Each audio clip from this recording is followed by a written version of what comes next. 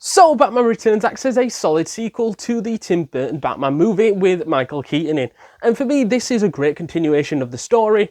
It warranted a sequel, and this does something which normally fails in sequels, where they put too many villains in, but it works in this one, as they put two of the biggest DC supervillains in here, with Catwoman and with Penguin, and it worked, unlike Amazing Spider-Man 2, which fucking failed. You set me up. I mean, the only decent thing about Amazing Spider-Man 2 is Gwen Stacy's death. And that might be it. And yeah, I think there's a lot to love about Batman Returns, let's be honest. I think Batman taking on two villains, really exciting, different, cool. We also get to see Selina Kyle's transformation to Catwoman, which is fantastic. And we saw Penguin turn into a fucking meme. That is something I didn't expect coming out of the Batman Returns movie.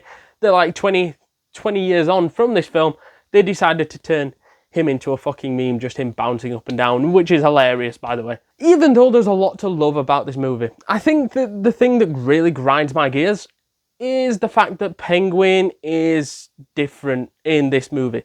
And what I mean by that is the fact that they made him look different, and the way that his parents abandoned him for being different, chucked him in a sewer, grew up in a sewer more like a penguin, and grew around penguins, and they raised him and everything like that. That was a little bit weird and a bit too far. That's the dark edge of Tim Burton movies right there.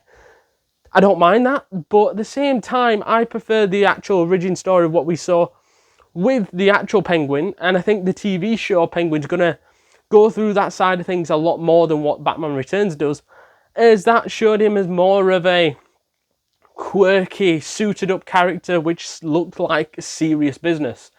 And looked like a serious fucking villain. And he had the power to use the umbrella to fly around. He's got these penguins which are going to be explosives and stuff like that.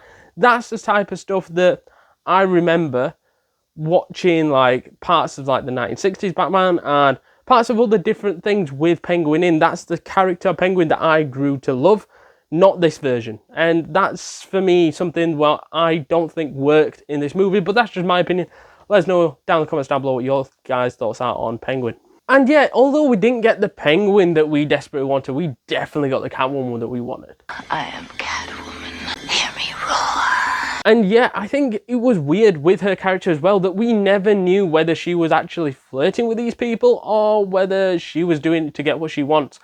That's the weird and quirky part of her character, which seems to have been escalated onto screen from the comic books and from other stuff, of how a character, you never know when to trust her, feels untrustable, and Batman falls victim to this several times in this film of thinking I can trust her, oh, she's flirting, she's coming on to me, and then she's basically coming on to him to basically get what she wants, and he doesn't know what's happening.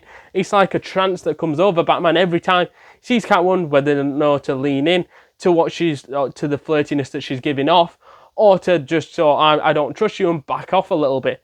That's what is great about Selina Kyle's Catwoman, and that's explored in this film very fucking well. And I think having Michelle Pfeiffer play Catwoman as this sort of mental, unhinged, sort of flirty villain that we've grown to love over the years, like this is what we expected Catwoman to be, but that's not what we expect Penguin to be.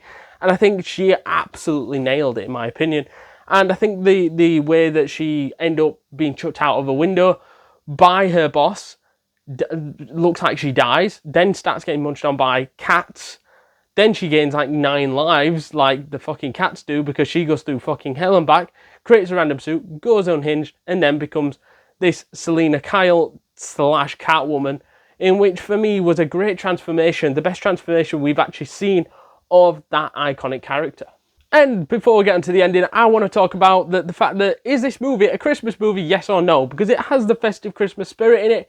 It is based around Christmas, there's snow, there's Christmas trees.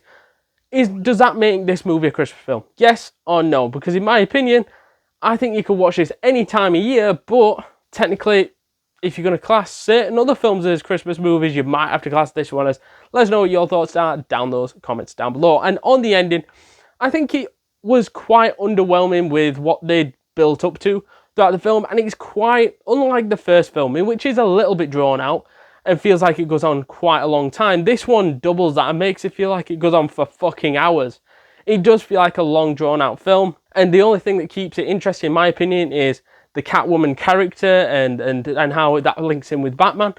But the ending seemed to underwhelm in all angles, because I think Catwoman didn't really fight Batman, really. You didn't really see Penguin put up a great deal of a fight against Batman, and it was just an awkward, weird ending, because Catwoman basically killed her boss with a taser, and it looked like that killed Catwoman, but in fact it didn't. It just killed her. It just killed her boss.